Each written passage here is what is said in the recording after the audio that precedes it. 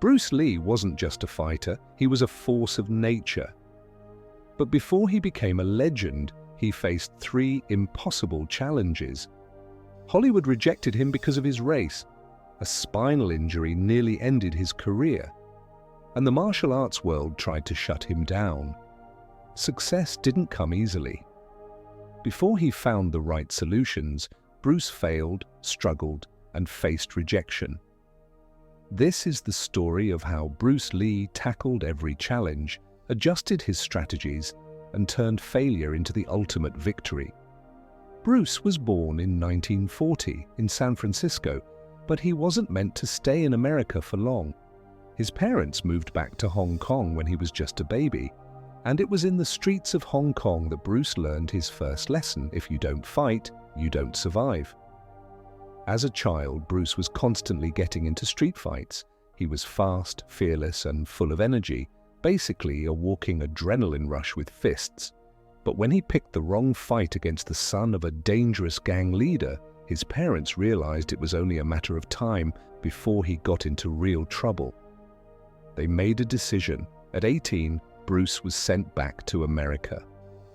Not as a punishment, but for a fresh start. But America had its own battles waiting for him. Bruce arrived in the US with one dream: to bring Kung Fu to the world. But Hollywood had different ideas. Studio executives rejected him for major roles. White actors were cast to play Asian characters instead. He was told, Americans aren't ready for an Asian action hero. At first, Bruce tried to prove himself through acting. He auditioned for roles, demonstrated his speed and power, and even landed a small part in the TV series The Green Hornet. As Kato, he stole the show, but the show itself got cancelled after just 1 season.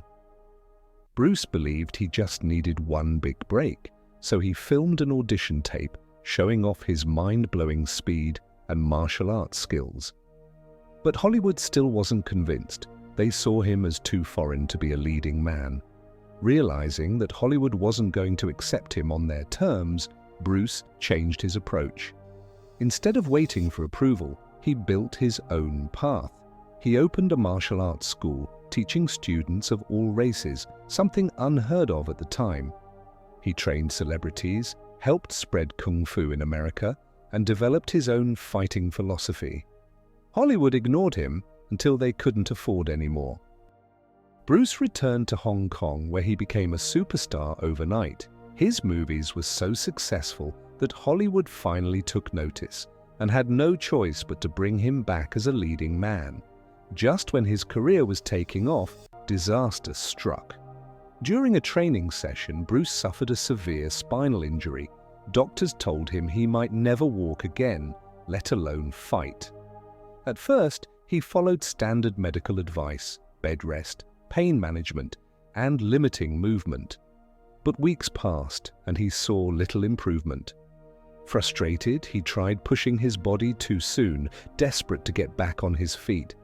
It was a mistake. Instead of improving, he worsened his condition.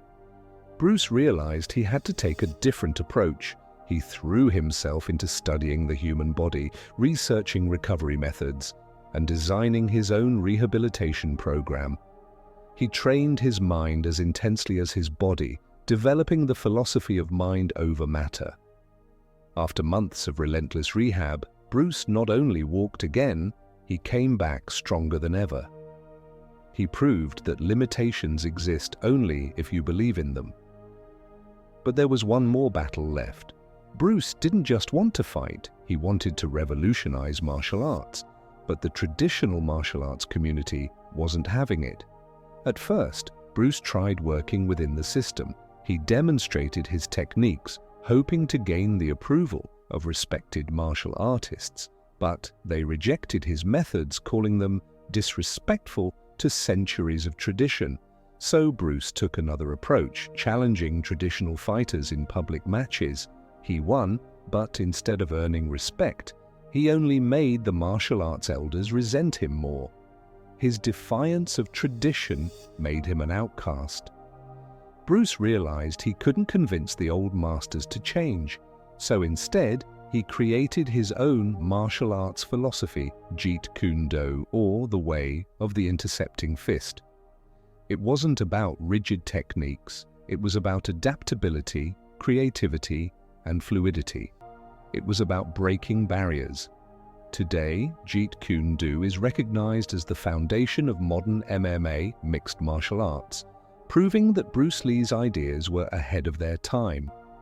On July 20th, 1973, Bruce Lee died suddenly at the age of 32, but in just a few short years, he transformed martial arts forever. Because he fought against racism, Hollywood opened doors for Asian actors. Because he overcame injury, he became the strongest version of himself. Because he challenged traditions, martial arts evolved into what we see today. Bruce Lee wasn't just a fighter, he was a thinker, a game changer, and a visionary. And even decades after his death, his influence is everywhere. The greatest battles in life aren't just fought in the ring, they're fought in the mind. Bruce Lee's story proves that obstacles aren't barriers, they're challenges waiting for a solution. And sometimes the first solution doesn't work. The key is to adapt, adjust, and never stop learning. What's the biggest challenge you've ever overcome? Drop your thoughts in the comments below. And if you love learning from history, check out the link below. If you found this exploration insightful, please like, share, and subscribe to the Solution Archives for more stories that connect past discoveries to present-day solutions.